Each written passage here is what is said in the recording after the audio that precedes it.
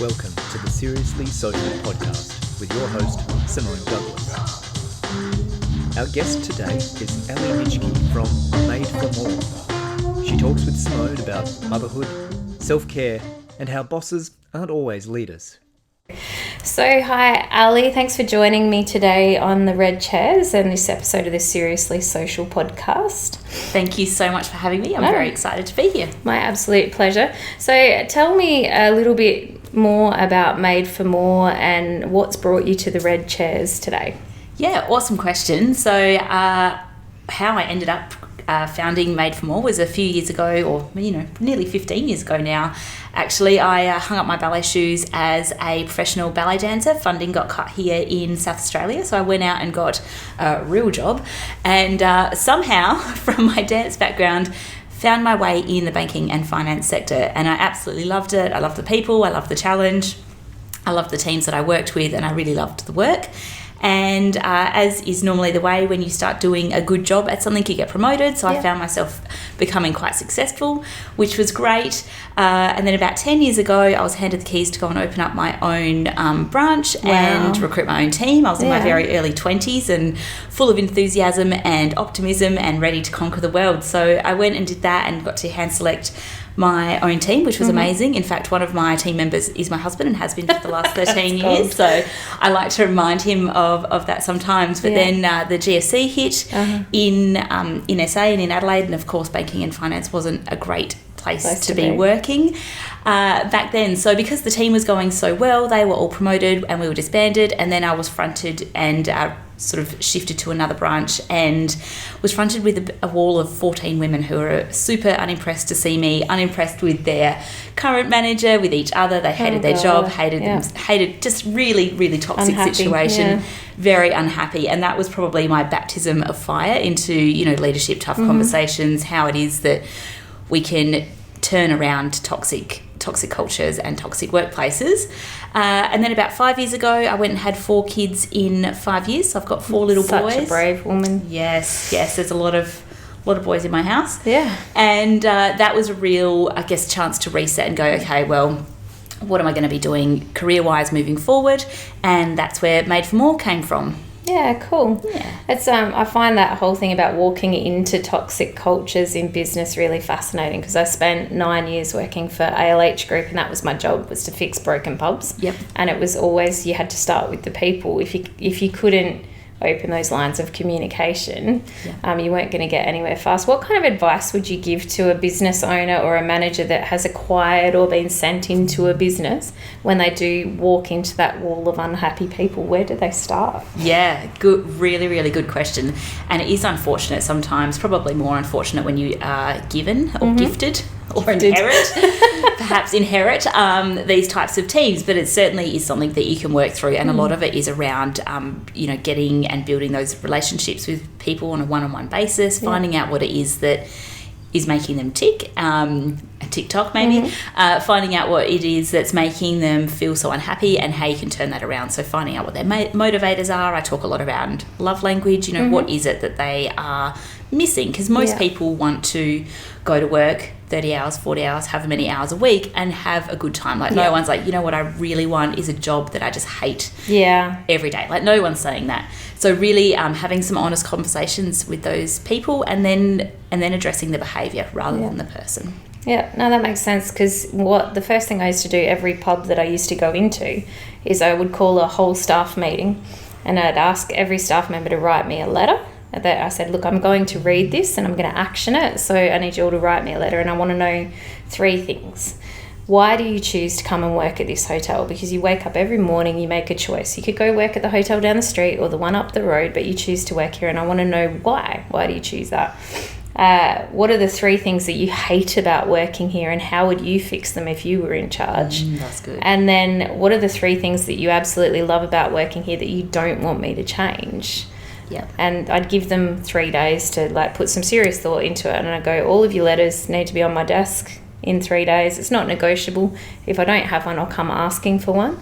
And it had this really interesting like ripple effect, because what happened was, because you'd pointed out to the staff that perhaps needed to leave, they started thinking about the fact that they were choosing to come to work and be miserable. Yeah. And so they resigned because they decided that this was no good for them. Yeah. But you also got some really fantastic ideas about how to fix the problems in the culture, because you were actually interested in their points of view and opinions. Yeah. But yeah, it was my favourite thing is to like bust it open by asking first. Yeah.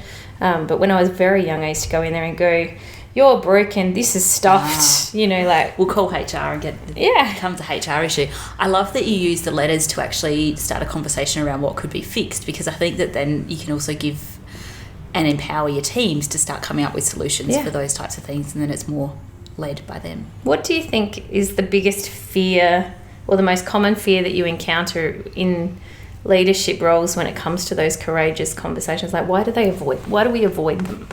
Number one reason, and this won't be a surprise at all, is people are worried about making someone cry. Okay. Yeah. Essentially, that's it. Oh, what if someone cries? Well, probably if you're going to confront someone about their behaviour, they're more than likely going to cry, and that is absolutely okay. You know, crying's a release, and very much part of what we're designed to do, to release any emotions. And what I find is when someone does cry because they are being spoken to about a particular behaviour or action, is it's kind of a release. Like it's like they know deep down that the behaviour's been unacceptable, or they've been waiting for someone to pull them up on it, and it's finally happened, and they're like, oh, thank God, and the tears come out. But essentially that's what most people are worried about and why we avoid it. And then when you start thinking about how much time and energy you spend avoiding making someone cry, and then when they cry, then you can actually move forward. That's the next step. So it's interesting that's the number one hang up for people when it's just crying. You know, people cry, that's what happens. It's absolutely okay. I think it can be really confronting and difficult to sit still in the face of that, and to have a productive conversation when someone does cry, because they're upset, not because you're being horrible, but just because, like you said, there's such a big emotional build-up sometimes when you're taking someone to task on something. The immediate response is to fix it for them. So, I'm sorry, are you okay? But if you launch straight into that, they don't hear what it is that you needed to talk to them about, because you got caught up in the fixing, I find. Yeah, and giving people the space, the person who's upset, giving them the space to actually feel those feels. So if as a leader you can say something along the lines, you know, I can see that this has brought up a lot of emotion for you. You know, unpack that, you know, you feel that, tell me what's going on in your mind, because their internal monologue or their head junk is, you know, going, oh my God, I can't believe I'm crying in front of my boss, and this and that. They've blown it completely out of proportion.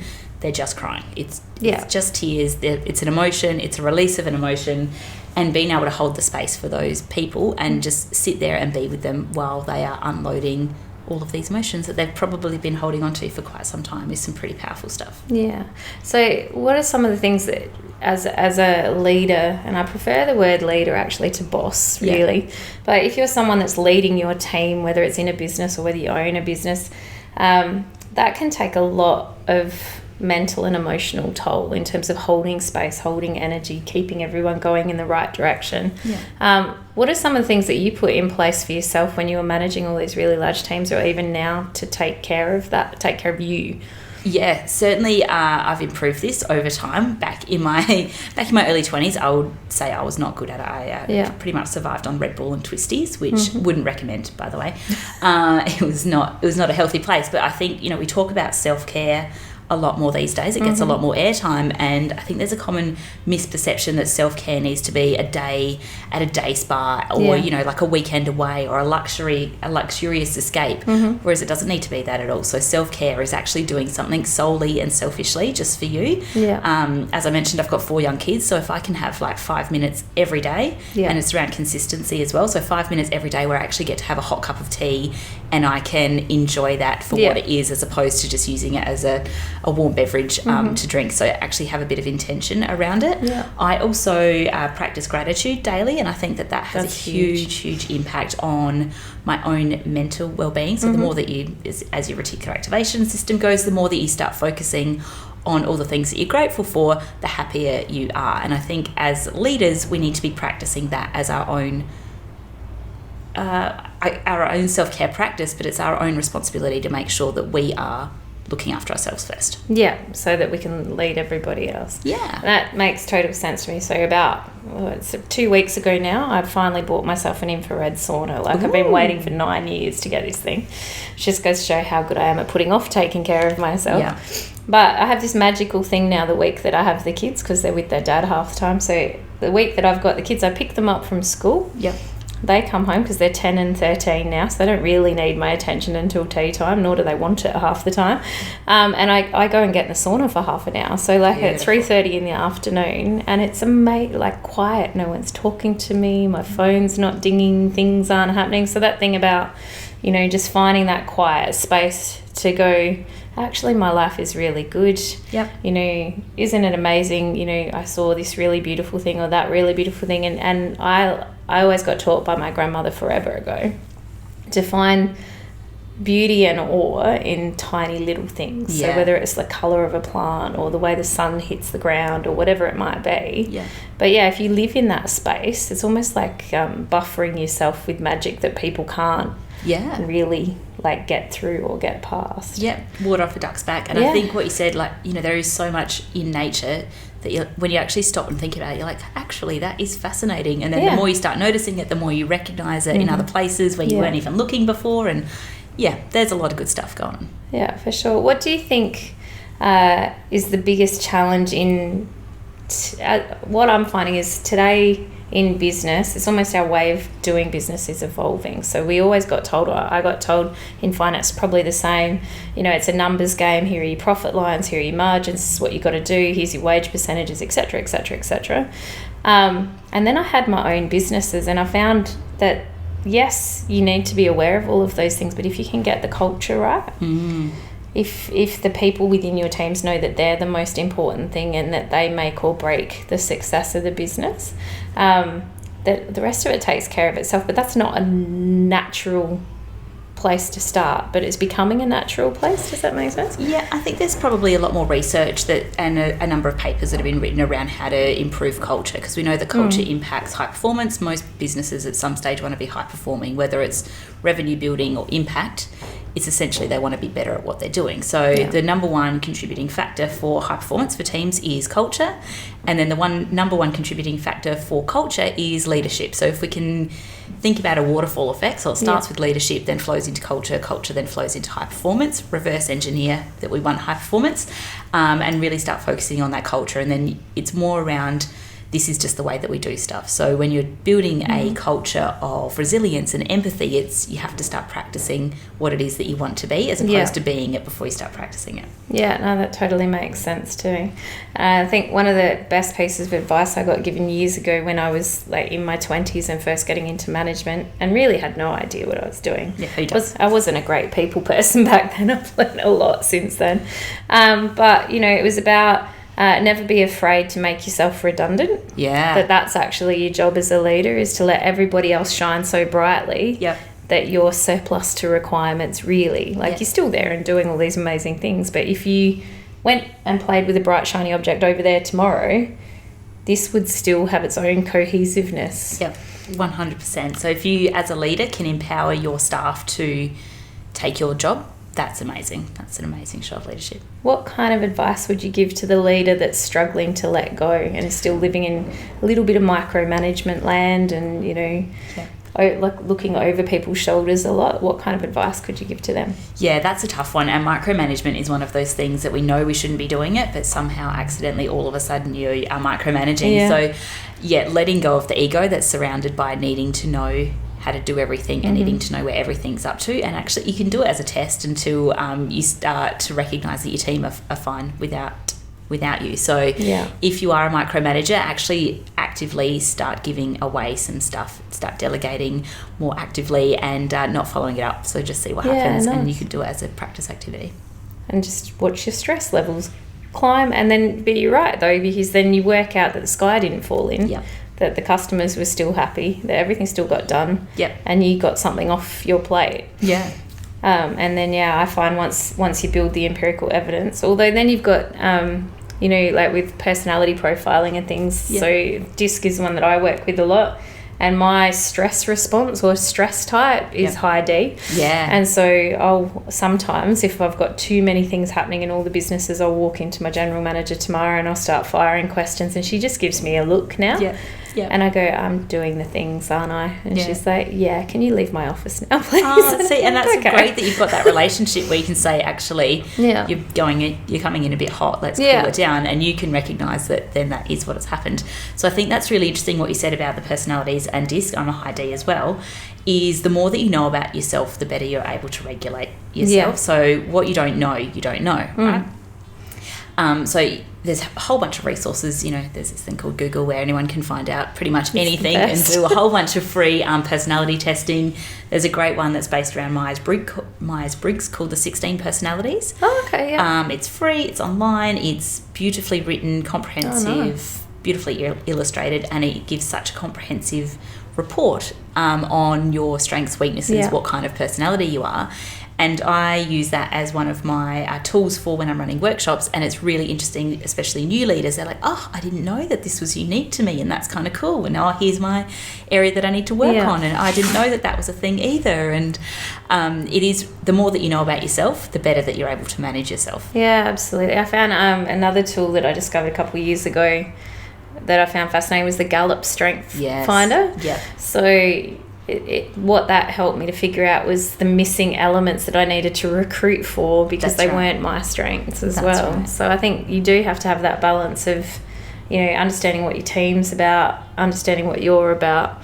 But it still does come back to those courageous conversations that you were talking about, because you can have all of that knowledge and still live in a bubble. Yeah. So if there's someone out there that's actually struggling to get their head around starting that, how does someone go about working with you to kind of develop those skills? The courageous conversations. Yeah. Yeah, so I've got a model or a 5-step process that I talk through with people, and we work that through. So it's basically like a circular model.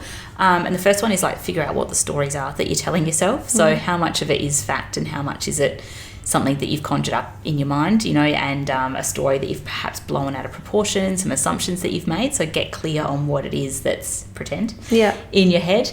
And then we want to go on like a bit of a fact-finding mission. So find out what it is what actually happened, what's true, what's not true, and actually gather some facts. And from there, we want to just keep building on that knowledge. So where is it that you want to be going? What do you want to plan out? Courageous conversations are very much resolution, solution focused. So cool. Yes, you're going to have a courageous conversation, but actually where do you want it to end? And then when you know where you want to end, begin with the end in mind. When you know where you want to end, then it's a lot easier to plan what it is that you want to say. I was recently talking to a friend who had to have a courageous conversation outside of the workplace with a family member had been excluded from an event or something like that. And I was like, okay, what are you going to do? And she was saying, oh, I just want to find out why. And I'm like, oh, what will that get you? And she was like, oh, nothing. I'm like, oh, okay, like is there maybe a better option? Yeah. And what she actually wanted was, to be included in all of these family things. So when you start with that focus, as in I want to have a courageous conversation so that I get included, that's a very different conversation to I want to have a conversation to know why I was left out or why someone is doing this. So begin with the end in mind, and then holding that space, what we talked about earlier. So expect a response like tears, expect a response of silence, expect, you would know from interacting with your team members what their response is going to be. Yeah. So plan for that. Use the knowledge you've already collected and respond that way. But begin with the end in mind is probably my number one tip. Yeah, fantastic. Well, Ally, thank you very much for joining us on the Red Chairs. If you're looking to engage Ally and make the most of her amazing services, you'll find all the links in the various places at the end of the podcast, or you can Google Made for More. Made for More or madeformore.com.au. There you go. Fantastic. Thanks very much. Thank you for listening to the Seriously Social podcast. See our website for more details at www.socialmediaaok.com.au/podcast. Check the show notes for credits, music used in the program, and more details about our guests.